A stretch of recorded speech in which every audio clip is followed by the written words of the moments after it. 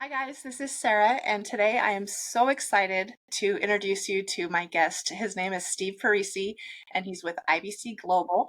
And Steve is somebody that I've been following his work for several years now. He is definitely an expert in his field, and I've worked with him personally and sent other people to him. And so, Steve, I appreciate you coming on the show, and I just wanted to share your expertise with my audience, and we're talking today about IBC policies that are, tied to life insurance. So, I guess before we get too deep into it, can you explain a little bit about like how you got into being an expert in infinite banking? Yeah, absolutely. And thanks so much for having me on. Really appreciate it. So, yeah, how I got into the life insurance industry, it was years ago. It was shortly after I graduated college. A friend of mine who was much older than me said, "Hey, why don't you get a life insurance license and give that a shot?" I'm like, "What?" Like, all right, I'll give it a shot. He's always given good advice. That's really why I decided to do that. So got my life insurance license, and I started out at a company that primarily sold Medicare supplement plans and final expense insurance. Just to give you a little bit of perspective of that actual job, I would cold call a list of people that have been called by 50 other licensed agents at the company, and you go door knock, and people would just That's tough. scream and curse at you on the phone. Yeah, was not good. I was not cut out for it. Bombed out of that company in about 9 months. My first year, my gross income was like $5,500 for the Oh man. entire year, like before taxes. So that was my start to the life insurance industry. After that, because I did not make it there, I interviewed at several companies and took a position as a sales agent initially for Guardian Life Insurance Company as a career agent. I was an individual planning firm. And when I worked there, I really gravitated toward the illustration software and some other financial modeling software. And what ended up happening after a little bit is I would prepare models and prepare illustrations for the owner of that office and some other agents, because that's just what I gravitated towards. So I Yeah. like the software. Yeah. And I was there, I got to look at it maybe like a year and a half or something like that, Mhm. maybe a little bit longer, and then transitioned to a different firm that specialized in executive benefits. Oh, nice. So yeah, so what executive benefits is, it was a firm that did planning for corporations for their executives, their key employees and such. Okay. Specifically, what the company did was set up cash value life insurance products for these corporations. So a corporation is interested in placing money into cash value life insurance products. The corporation would own the policy. The cash value was an asset on their balance sheet, and the actual life insurance piece would be placed on their executives. Okay. So if the executive died, the death benefit comes back to the company. There's a lot more to it where corporations, the company that is, would say, "Hey, Mr. Executive, if you stay with us for 10 years or till age 65, whatever they decide on, we're going to pay you a retirement benefit." And they would pay it from the cash value buildup of the life insurance policy. Oh wow. Yeah, so it's pretty cool how that worked. My role there specifically was software related. I would design policies for the corporation. So the owner of the firm would say, "Hey, we've got a case. Here you go." I would look at a million different designs as far as how to maximize the cash value as an asset on the client's balance sheet. And it was really at that firm I picked up a lot of knowledge because we worked with some of the major mutual companies. I had exposure to some higher level home office executives. We got to see the unseen truths in the life insurance industry. What I mean when I say that is, do companies and products actually deliver strong results to policyholders and Yeah. not just say, "Yeah, here's something on paper, it looks good," and under delivers, and then people are Yeah. upset because it's their money. Right. Right. So yeah, that was very important in the beginning, just from a knowledge standpoint. So that combined from the start of that when I first got my license until the end of that executive benefits firm was probably about 3.5, maybe 4 years. I got into the business in 2011. And then I worked at that firm until about the end of 2014 or something like that. Any Wow. questions on any of that? I know that was great. That was a really good background, and makes sense now why you are able to do policies for like ultra wealthy people and companies as well, corporations. Mhm. Um, so how about now? I I know I have a hard time explaining this to the average person. You know, Yeah, even my best friend when we're out to dinner. I know from reading the book, Nelson Nash's book, that yeah, it's an amazing product. But when people hear whole life insurance, they automatically shut down, and then to be able to explain that it's a great alternative to like their 401k as an example. yeah. Can you just well, pretend I know nothing and just try to break it down for why the average person should be interested in doing this for their finances. Yeah, definitely. So if I'm talking to someone on the street and they just just ask about, hey, what does your company do? What I'll say is Yeah. our company really just specializes in whole life insurance. That's the only product we sell. And why people come to us is because they're interested in a whole life insurance policy. And they really just want to make sure it's set up correctly from the beginning with respect to choosing the right company, choosing the Mhm. right product, and then just having us keep in touch with them forever. Every 6 months is a process. We just reach out to keep the relationship, have review meetings as often as needed. But that's Mhm. what our company does in a nutshell. Whole life insurance, really with a laser focus on the cash value. Okay. So when I say that to someone, usually the response is okay, like that's it. So what I'll usually do is ask a follow-up question, which is just, are you familiar with whole life insurance? Have you ever been exposed to it before? Have you ever owned it, been pitched on it? And really see what they say. And in my experience, a lot of times people have heard about whole life insurance or Mhm. they've seen an illustration, and the common response or reaction I hear is, yeah, I saw it and it was absolute trash. There's no way I would put money in that. Yeah, because you can take a whole life policy, and if Yeah. you're interested in the cash value, it is absolute trash. It's junk. Like I wouldn't put money in a traditional policy. Right. Yeah. So that's the common response. Or I'll say, yep, most people think it's junk because a lot of times it can be. Yeah. However, really what we do for individuals is help them set up policies just like the ultra wealthy do, or just like corporations do, because I took everything that we do for corporations and just do that for individuals. Like that's what we do. That's awesome. Yeah. So just I'll explain it very briefly as far as why people do it, why people put money in whole life insurance for the cash value Hmm. is because they view it as a safe area to put money Okay. that they could use like a personal line of credit, and it has a really nice tax benefit, meaning you can Okay. use That's the huge. cash value tax free if you do it right. Hmm. So it's really those three core benefits: safe place to put money. I can use it like a personal line of credit instead of going to a bank or a lender or something like that. Okay. And it's got a really sweet tax advantage, especially if I'm in a higher tax bracket. Okay, awesome. So that's a great explanation. Thank you. Can you now explain if somebody had the choice of, maxing out their 401k or Yeah. stopping their 401k and going with a whole life insurance policy with this max cash value with you, what would be the pros and cons on that? Yeah, that's a good question. And typically, how I like to approach it is just going over the pros and cons, and really just helping educate the individual and letting them pick what they're most comfortable with. Hmm. Um, what I really make it a point not to do is to beat up a 401k or any other strategy and try and just Sure, convince them to put more money in life insurance. sure. Because, yeah, the person that's selling the 401k or any other investment or life insurance product, they're going to do the same thing. Usually they just try and attack the other and make themselves look good. And I Yeah, absolutely don't want dislike that that. technique. So I'm Yeah, like, no, I'm not going to do it. yeah.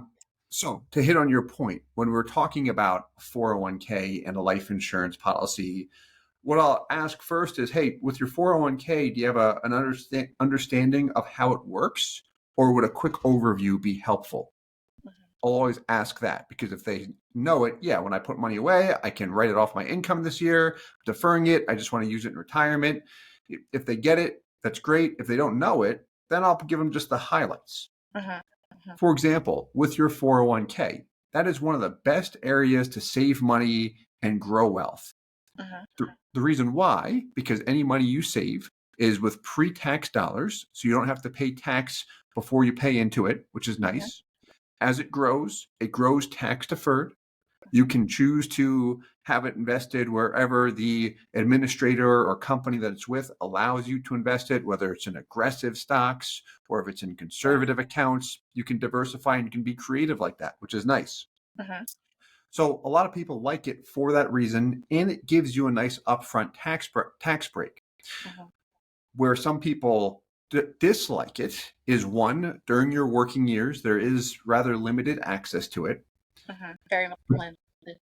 Yeah, there is. So if you want to be able to use the money for real estate or business or whatever it might be, it can be challenging in that respect. Yeah. And then what a lot of people aren't aware of, or I'll say a trap that they fall into sometimes, is when I'm working, I typically have a lot of write-offs. My deductions are at their peak. Yeah. When I retire, deductions are usually limited or they're not what they used to be. So I'm not writing off as much income.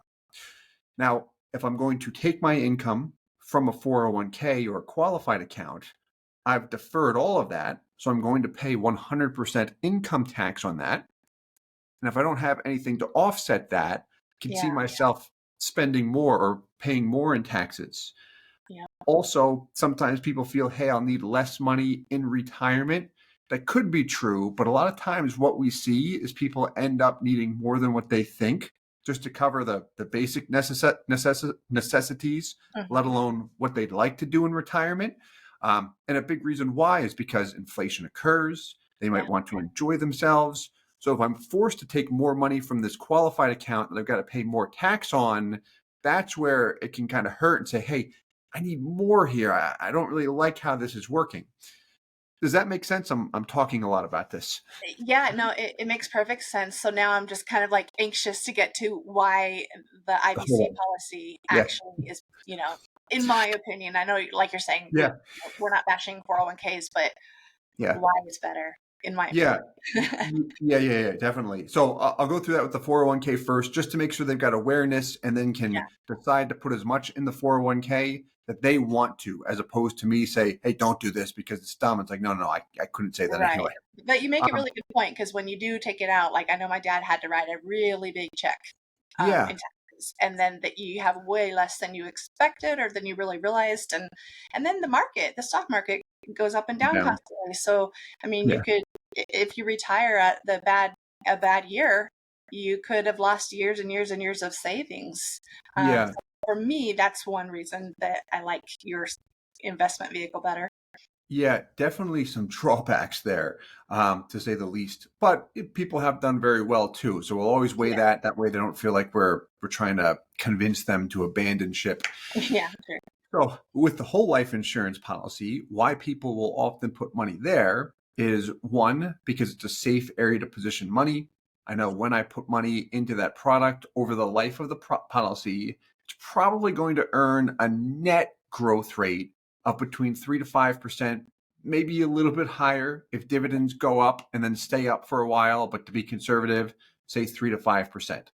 Okay, So, we can consider it a fixed asset in that respect. okay, Now, you also have the tax advantage. So if I'm in a high tax bracket, say 30 or 40%, and I can earn 4% without any risk at all, yeah, and no taxes that have to be paid on that, that's going to feel more like 7 or 8% when you look at the actual numbers. Because if I earn 8%, I have to pay taxes, it's going to drag the effective return down. yeah, So that's appealing to a lot of people. But the big thing is really being able to access the money. So if I have money in cash value that's compounding at 4%, and I can borrow against that like a personal line of credit while my money continues to stay at work for me, that's the attraction there. okay, So I can give you a quick example of that because sometimes sure, people, yeah, scratch their head when they first hear that.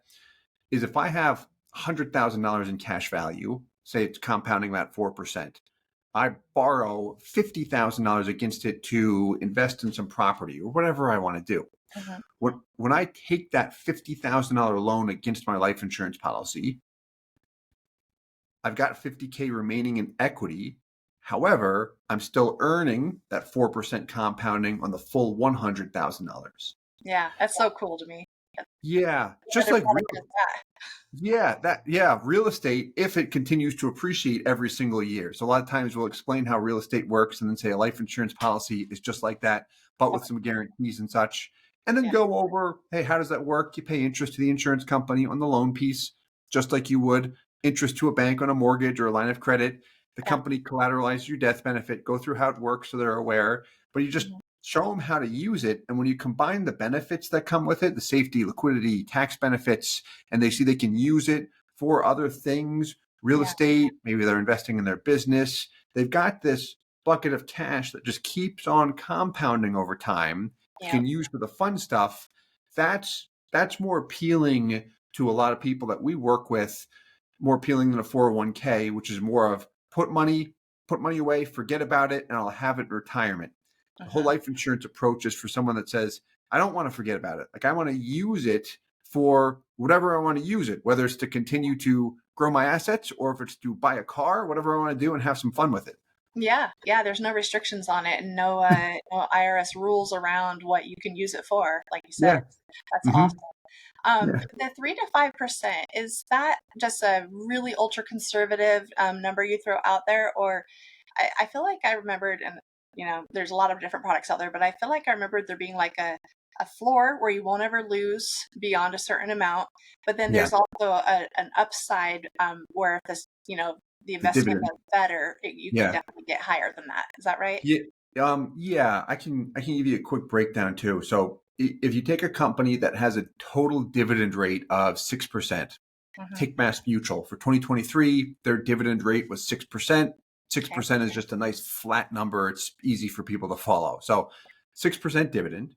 Now, I might have a product that has a guaranteed rate of 3%. Okay.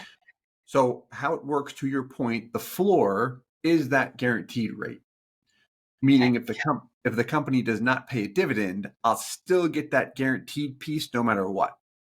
That's awesome. Now, yeah, now you'll see the top companies, right, have always paid dividends for like over 160 years when you look at their history. Hmm. So if I've got a total dividend rate of 6%, what that means is if my guarantee was 3%, they had an additional 3%, they'll call that a surplus, added to the guarantee, which gives me the dividend rate of 6%. So Okay. that's how the dividend piece works. The part that's really, really frustrating in the industry is when you hear of a 6% dividend rate, if you've got 100 grand in cash value and the company has a 6% dividend rate, like what do you normally think your money is going to grow by, or any The human full being? the full 6%. Yeah, $6,000. Hmm. However, that'll never happen. Like never. The reason why is anytime you see an interest rate, whether it's a guaranteed rate, a dividend rate, any interest rate on an insurance product, the Hmm. item to keep in mind is that that's always a gross rate that the company will apply to your policy after the insurance expenses and everything that comes with the life insurance policy. Okay. So going back to your question with a 3 to 5%, that's the true net growth rate over the Okay. life of the policy. And historically, we've seen policies do better than that. We've seen some produce in the 6% range and such. Hmm. Those are policies that lived through the 80s, very, very high dividend rate periods. So Right. naturally, I just like to set expectations conservatively because, like, if I tell you it's going to do around 4% and it does 5 or 6, it's like, all right, things are great. If I say, hey, it should do 6, and I say that to try and entice you, so you say, okay, I'll do this, and it only does 4, that's where disappointment That's not comes so in. cool. That's where you get a bad rap as a life insurance agent. Correct, Yeah. correct. Yeah, people post stuff. It hinders your reputation. It's like, yeah, I'd rather just shoot it conservative. And if someone doesn't do it because the growth rate isn't high enough, that's okay. Like Yeah. I'll mention it has done it before, but I'm still going to say probably in this range because I feel this is more realistic. Yeah. No, Hmm. that's very upright and honest of you. So So I would imagine, tell me if this is correct, in the last couple of years when interest rates were ridiculously low, Yeah. I would imagine that this was probably one of the better investment vehicles for people, because it actually was higher than 0%, Yeah. as opposed to like a money market fund or a CD or something like that. Yeah. 100% correct. Yeah. Okay. Yeah. hmm However, the stock market, people still made money in the stock market because that has not crashed yet. Correct. I mean, what I'll say about that is most people we work with will have money in the market. They'll have it in real estate. They'll have it in their business, and they use this as a means to complement what they're already doing. Yeah, Yeah, not a and that replacement. yeah, that really works the best. I remember one guy years ago. This is when I was at the executive benefit planning firm. He owned a construction company or used to own it, and he did well, right? He was worth a Mhm, lot of money, mhm. and he had about 7 whole life insurance policies. And what he said was, aside from the interest in the company that I've owned, I share in my business, my whole Mhm. life insurance policies have been some of my best performing assets. And the reason why is because they just keep going up every single year. Yeah. It creates that peace of mind factor. Like I don't have to think about it. One of the Compounding is what you policies, mean, right? The yeah, compounding. Yeah, okay. yeah, I don't have to The think about it savings. at all. Stress free. He had one policy, it was about 30 years old. He paid like a $12,000 premium, and the growth was around $40,000 that year. Mhm. So once they get going, like anything with compound interest, it just keeps moving. But the peace of mind factor was, hey, regardless of what happens in the market, back when 2008 occurred, like I didn't have to worry about any of this stuff and it just kept going up. That type of mentality Yeah. usually really, really likes whole life insurance. Gotcha. Okay. Another thing that sets correct me if I'm wrong, but I want to say sets your company apart from other people that sell whole life insurance is the 90-10 split that you offer. Yeah. I know before I found you, I had signed up for a policy, an IBC policy with another company that had a 60-40 split. And I ended up paying, it didn't perform nearly as well. And I ended up paying a lot more than I needed to. And then I went with you, and the financial picture looked much better. Can you explain to everybody what that's all about? Yeah, definitely. So that 1090 or 90-10, what that has to do with is when you pay money into a life insurance policy, a lot of times people just think, hey, it's life insurance. Whatever the premium is, it is. I pay it. I've got life insurance, and eventually cash value builds up, Yeah. which is a basic whole life insurance policy. What many people are not aware of is you can actually choose where your money goes in a life insurance policy. Mm, I can decide to pay it into the premium, which first buys me life insurance yeah. and then eventually builds cash value. Or I can pay it right into riders that show up in cash value, give me a little bit of death benefit, but I see the cash value there right away. It begins to compound. I can access it. That's how I accelerate the cash value growth by getting more money into Yeah. the cash value immediately. So the 1090, where that comes from is insurance companies have different limits as far as whatever I'm paying in, say it's $1, Mhm. what percentage of that dollar, or what's the minimum percentage of that dollar that can go toward the insurance? And then let me get everything else toward cash value. Yeah. That's really what we're trying to do. And that 10% minimum premium, we've seen that. I've seen a lot of the major mutual companies, your big four, have close to a 10% minimum when you design it correctly. Some allow it to be a little bit lower. Some are not that aggressive. When you start to look at other smaller carriers, some Mhm. you can get it down to 5%. Oh, Some wow. have a minimum, yeah, of 25%. So it's not a hard rule as far as 10% being the absolute minimum, Mhm. but a lot of times it is when you look at different carriers. So really what we're looking at is what are the rules of the game, meaning what are the insurance companies' limits? How Mhm. low can you go in the premium? Minimize it as much as you can. Stress test it to make sure we don't trigger a modified endowment contract, which is a taxable event. Yeah. Set it up right. This way, the individual has maximum cash value right out of the gates. Mhm. They're only committed to the 10% minimum premium. Mhm. So I can commit to a small amount and add more at my discretion. That way it's very flexible. And then I see my cash value right away. So I start to enjoy the benefits. It gives you more value and it copies like what the corporations do too. That's the name of the Yeah. game. So to give you a plug on that, I really appreciated that you offered me that. How do you say it? 90-10 split or 10-90? What's the proper way to say that? I usually say 1090, but 10-90. it doesn't Okay. matter. We know what you mean. Yeah. Yeah, I appreciate that you offered me that because you were vested in what was best for me, my best interests, as opposed to a typical salesman that gets the bad rap. That's why other places sometimes offer a different percentage ratio because then that means that their commission is a lot higher. But then I'm getting uh, I don't know the right word. More cash. Yeah. There you go. Yeah, exactly. And so with your policy, I was able to reach my financial goals much quicker, and I guess in a way you took the hit by having a less commission, but you did the right thing for me as your client, and I think that just says a lot to how you run your business and why I feel so comfortable to send people your way um, for your ethics that way.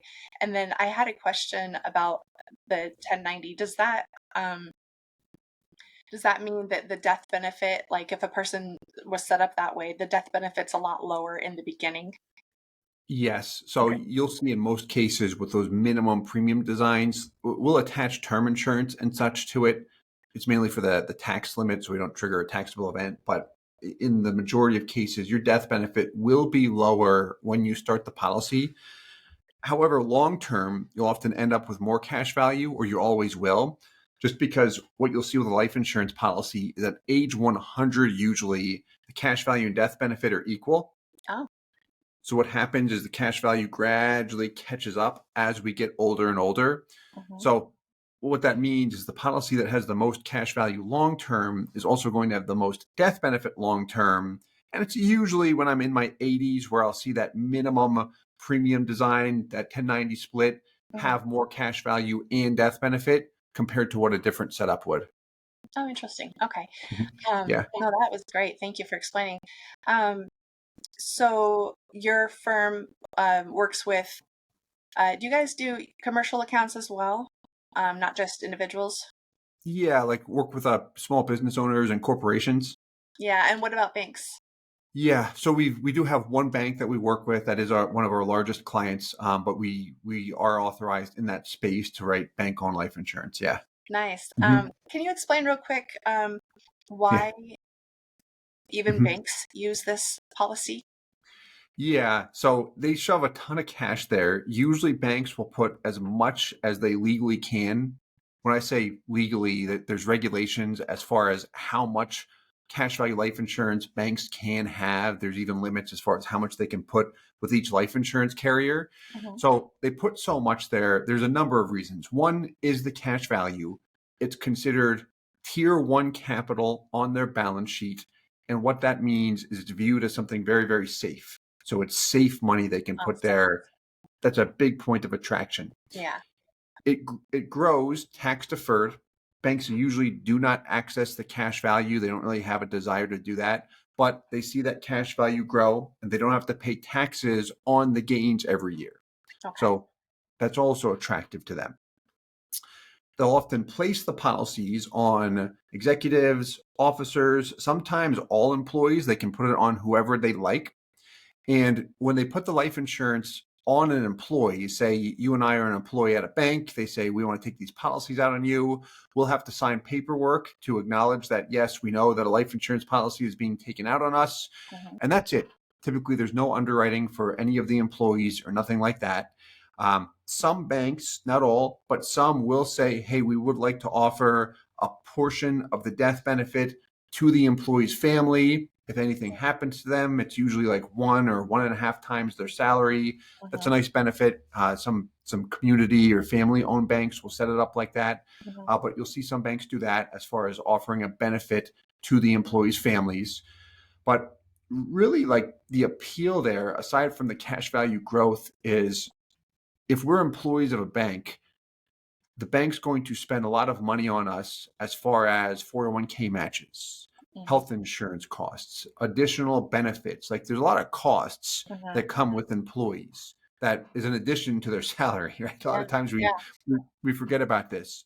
So a benefit to bank owned life insurance is that death benefit is always paid income tax free to the beneficiary. Hmm. Beneficiary is the bank in this case. Hmm. So how they view it, the term used is a cost recovery. Gotcha. It helps recover those costs. If you can account for inflation, that's great too. That can be tough sometimes depending on the environment, but Hmm. that's really what they're looking at from a long-term perspective. Those large tax-free death benefits coming back to the bank. The cash value is also attractive as time passes too. Okay. So does that same exact concept that you just laid out with the example of a bank, does that same concept apply to any business, basically?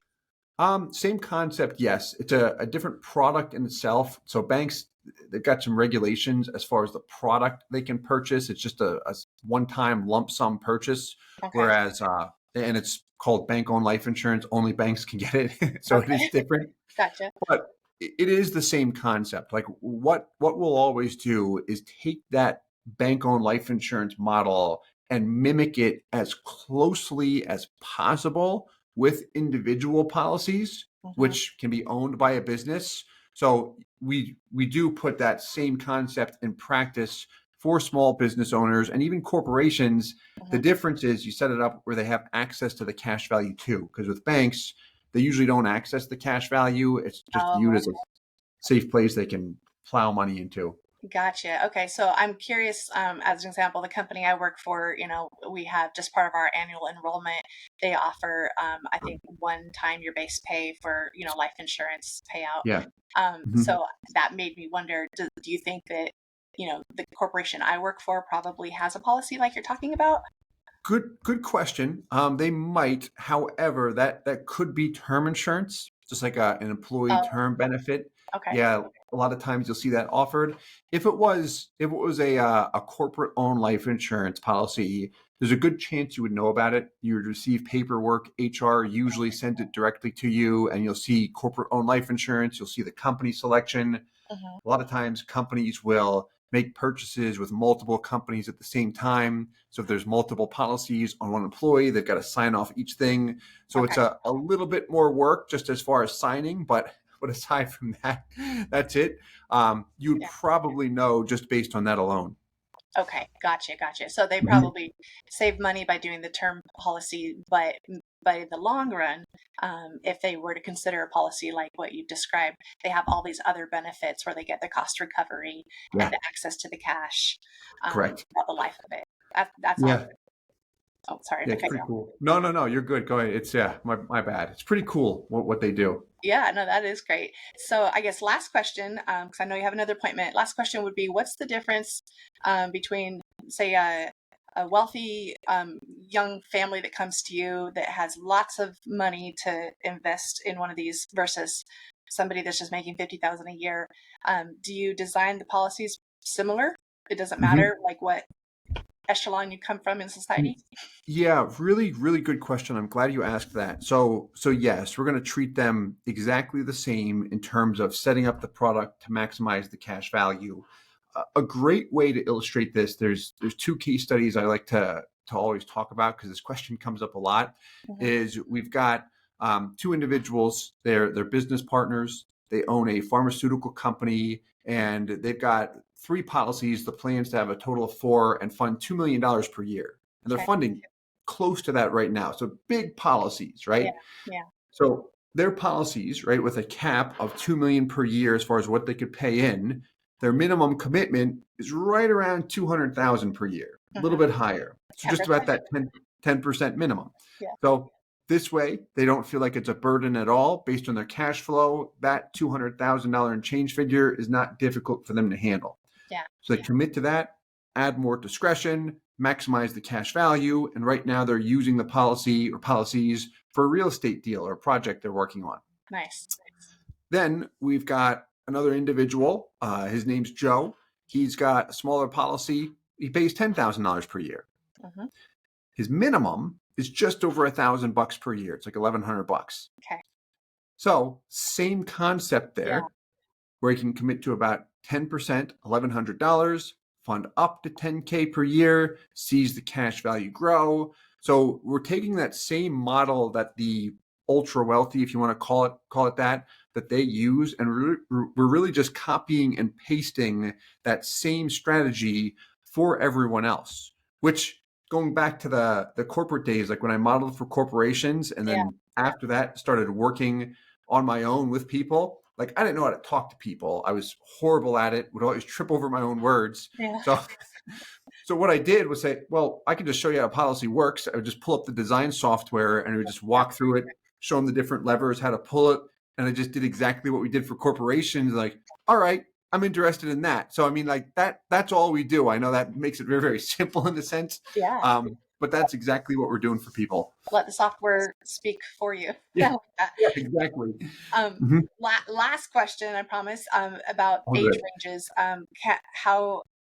What's the age range that people should consider this, or can you be too old? Yeah, good question. So if cash value is your priority, Hmm. because like 9 out of 10 people we work with say, I don't really care about the death benefit right now. They're interested in the cash value. Yeah. You can get a policy very easily in your 70s, especially if you don't have any health issues. Okay. We've started policies for individuals in their mid 70s, age 75. We've Mhm. looked at some even at 78. Where it can get difficult is really when you cross into your 80s. Okay. And a big reason why is just riders and from a design standpoint, what companies allow, you've got a couple more restrictions and Hmm. it just takes away, call it the tools we have that we could offer to anyone and everyone else to maximize the cash value. You're taking away some of your star receivers and running backs and your offensive line and saying, go Yeah. score a touchdown. It's like, how am I going to do that against this 2000 Baltimore Ravens defense? Like, I'm not going to be able to do that, right? Just with a Right. couple my good buddies. I need my star players to be able to block Ray Lewis when he's running at me. I hope that illustration made sense, but it's harder because you have limitations in your 80s. Yeah, we have limitations for putting a product together. So somebody that's retiring and has a bunch of money in their 401k and is not sure what to do with it, and they're considering an annuity, or this can also be an option for them. They could still Mhm. have access to their cash. If they took it out of there, they'd have to pay taxes on it. But then whatever's left, they could plunk it in here and have safety and access to it. Yeah, yeah, and that's something that we see a lot. People in their 60s or 70s, they've got a big bucket of money in qualified assets, an old Yeah. IRA, 401k, whatever, and they say, "Okay, I want to be able to get some of this out, one, because I want to move it to a more tax favorable asset while I'm alive, Yeah. and especially if they're concerned about leaving money to the next generation, Hmm. like an IRA is not the most efficient way to do that, which most people know because it's going to be taxes income to the next generation. A Yeah. life insurance policy, boom, tax free. That's extremely efficient. So a lot of times we'll model that out. We'll always model that out to say, okay, you've got X amount of dollars in qualified assets. If you move it over, here's a ballpark of the taxes that will be due. Let's make sure we work with your accountant to confirm the numbers. Hmm. Here's what it looks like going into the policy. Here's the cash value. You've got access to this immediately. Then here's the death benefit that's paid out. So you're able to get it really into a more tax favorable asset. And from a generational wealth standpoint, it works quite nicely as well. That's so awesome. Yeah, Yeah. I think I love that you brought up generational wealth, because that's Oh, something yeah. that a lot of retired people, they just think that they only have what they have in assets to pass on, but this creates a whole nother asset with the death benefit with the Yeah. same dollars. So Yeah. incredible. Oh my gosh, I could talk to you for a long time. I'm so grateful that you Oh, spent thank some you. time for myself and for my audience. And if people are interested in you, in learning more and having you drop an illustration for them, I will put the link to your website in the comments. And do you have any closing comments or thoughts that you? Oh, well, firstly, thanks so much for having me on. I do appreciate it very, very much. Yeah, no, I mean, anyone that's interested in a life insurance policy, I would just say take your time, do your research, do your due diligence. A big problem that I've always seen in the industry is often people will express interest. They start to have a conversation with an agent, and then they feel pressured as if they have to move forward or something like that. Yeah, Yeah, and it's like if you don't understand it, like if you can't explain what you have to someone else, or yeah, someone else can easily poke holes in it because you haven't done enough research, you just don't understand it yet. yeah, Ask yourself, like, should I put my money in here? Do I understand it to that extent? Would I advise someone else to do that? what I say, slow down, make sure you get it right. This way you don't have buyer's remorse down the road, regardless of who you're working with. Even if you're working with us, we tell everyone that. Yeah. Take your time and make sure you get it right. It's way, way better to have your steak cooked right as opposed to rushing it. Yeah, then you bite into a raw steak and you get sick. That's a great closing illustration. Yeah, I yeah. love, I I love don't that. know. Yeah, No, you did great. Thank you so, so much. And yeah. yeah, and until next time, thank you, Steve. Have a wonderful day. Yes, thank you as well, Sarah. Enjoy. All right.